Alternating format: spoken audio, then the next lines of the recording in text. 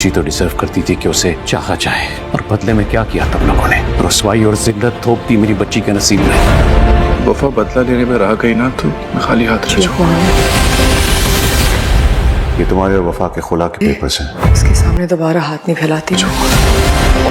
एक बार मुश्किल वक्त में जो हाथ छुड़ा ले, औरत की जो मोहब्बत की सरजमीन होती है ना, वो बड़ी जरखेज, ठुकराए हुए मर्द को खुशी खुशी अपना, वो बड़ी जरखेज होती है, वो बीच को फौरन पकड़ लेती है।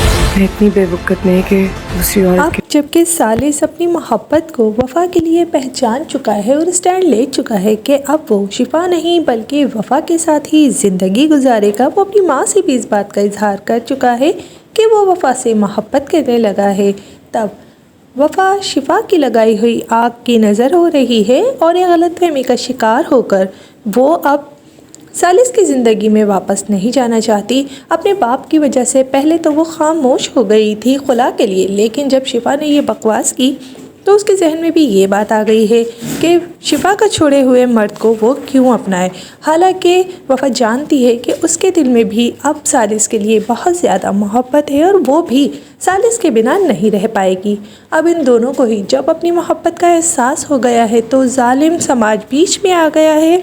शिफा की लगाई हुई मिसअंडरस्टैंडिंग और उस्मान की वजह से वफ़ा भी आगे नहीं बढ़ पा रही। ऐसे में एहसान इलाही समझाते हैं सालिस को कि वो अगर कोशिश करेगा तो वफ़ा के दिल में फिर से मोहब्बत जगा सकता है, क्योंकि औरत की मट्टी ही इस तरह की होती है।